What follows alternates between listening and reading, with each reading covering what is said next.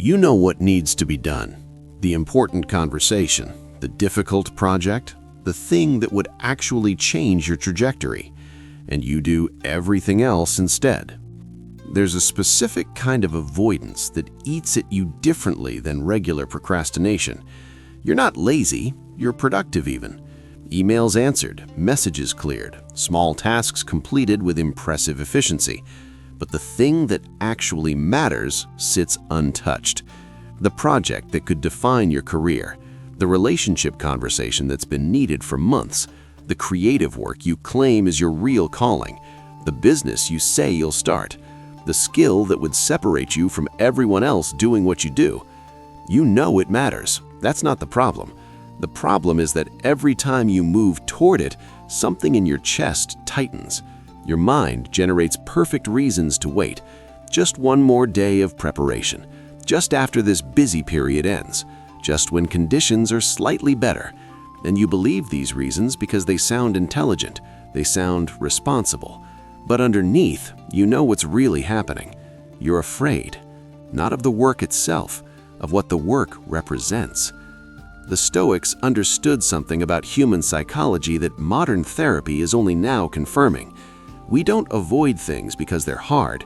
We avoid things because they force us to confront who we actually are versus who we pretend to be. As long as the important thing remains undone, you can maintain the story that you're capable of more, that you have untapped potential, that you're just waiting for the right moment. The moment you actually attempt it, that story faces a test. What if you try and you're not as good as you imagined? What if the effort reveals limitations you didn't want to acknowledge? What if success changes your life in ways you're not ready for? The gap between your current self and your imagined self feels safe as long as it stays theoretical. Action makes it real, and real is terrifying. You've been waiting for certainty before you begin. Certainty that you're ready. Certainty that conditions are right. Certainty that you won't fail or look foolish or discover you're not who you thought you were. That certainty will never come. In Zen practice, there's a concept called beginner's mind. The idea that true mastery begins with acknowledging you know nothing. The expert is burdened by what they think they know. The beginner is free to discover. But we've inverted this wisdom. We wait until we feel like experts before we begin. We consume content, read books, watch tutorials, gather information, all of it designed to make us feel more prepared. But preparation becomes its own form of avoidance, because learning about something and actually doing it are separated by an uncomfortable gap. And in that gap lives everything you've been running from.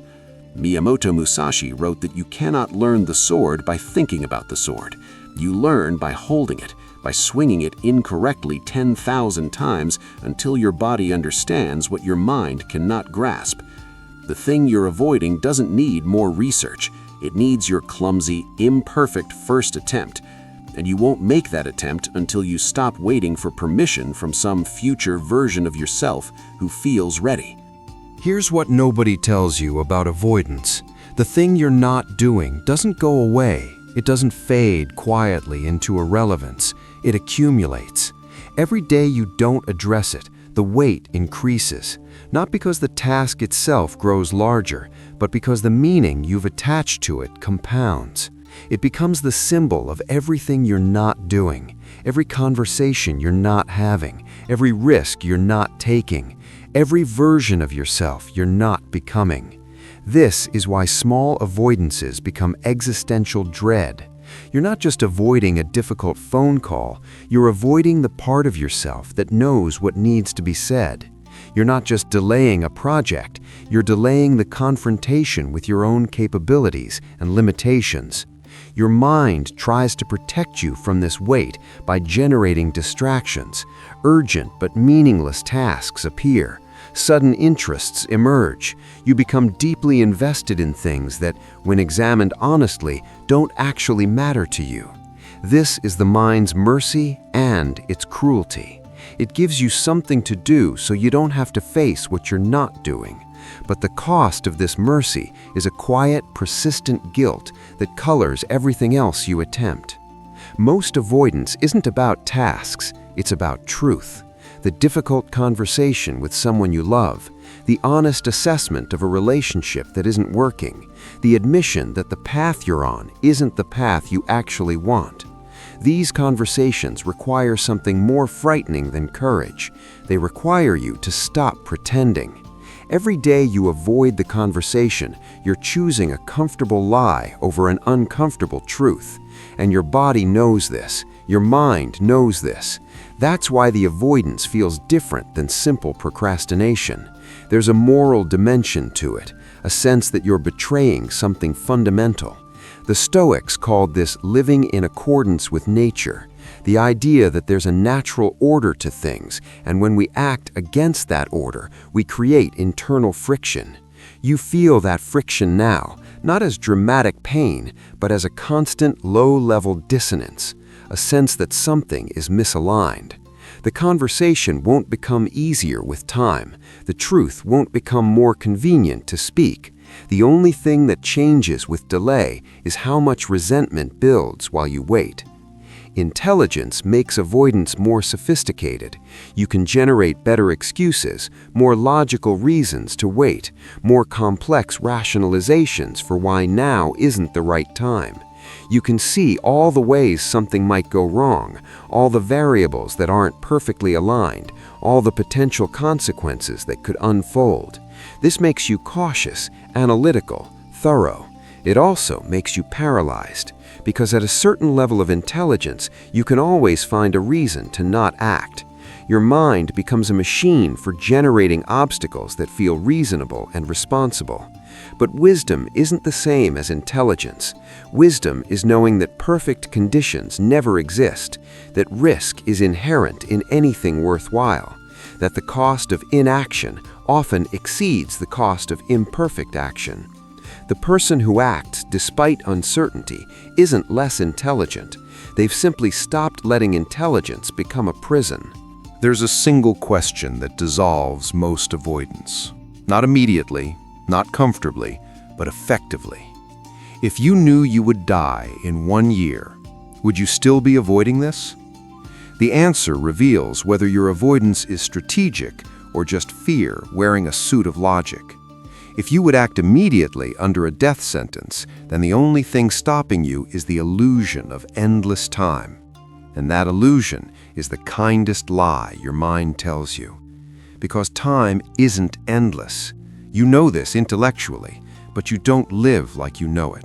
You live like there's always tomorrow to finally begin, always next week to have the conversation, always next year to start the thing that matters. Marcus Aurelius spent his mornings reminding himself that he could die that day. Not to be morbid, but to strip away the trivial and focus on what actually mattered. Most of what you're doing right now doesn't matter, and the thing you're avoiding does. The gap between those two realities is where your life is leaking away. You're waiting for a feeling that will never arrive, the feeling of being ready, of having everything aligned, of confidence and clarity descending like divine permission. That moment exists only in retrospect, after you've already begun, after you've pushed through the initial discomfort, after you've discovered that action creates clarity, not the other way around. The Taoist concept of Wu Wei teaches effortless action, but people misunderstand this as meaning you should wait until action feels effortless. That's not what it means. It means you align yourself with what needs to happen and then act without resistance, not without effort, without internal conflict. Right now, you're in conflict. Part of you knows what needs to be done. Part of you is generating reasons to delay. That internal argument is exhausting you more than the action itself would be. The right moment is the moment you stop arguing with yourself and simply move. The first step is always worse than you imagined in some ways, and better in others. Worse because your initial attempts will be clumsy, your first draft will be rough, your first conversation will be awkward, you'll feel exposed and uncertain. Better because the paralysis ends. The mental weight lifts. The constant background guilt dissolves. Action, even imperfect action, brings immediate relief. Not because you've solved anything, but because you've stopped running from yourself. There's a specific kind of peace that comes from finally facing what you've been avoiding.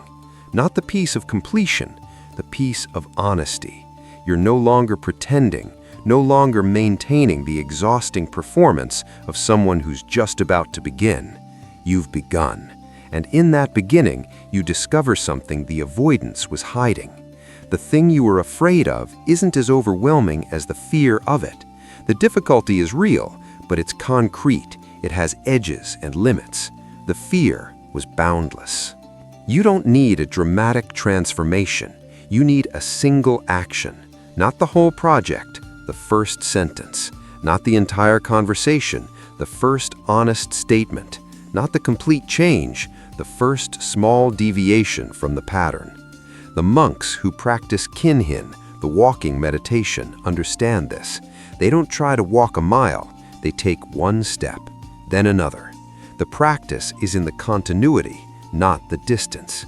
Your avoidance ends the same way, not with a surge of motivation, not with perfect conditions finally arriving, but with the decision to take one imperfect action toward the thing you've been running from. Tomorrow morning, before you check your phone, before you open your email, before you do anything else, one action, small, concrete, undeniable. The rest will follow, not because it becomes easy, but because momentum is easier than inertia. An object in motion tends to stay in motion. An object at rest requires the most energy to move. You've been at rest too long. The thing you're avoiding isn't going to become less important. It's going to become more painful to carry. At some point, the cost of avoidance exceeds the cost of action. You're closer to that point than you think. The question isn't whether you'll eventually face it. The question is how much time you'll waste before you do.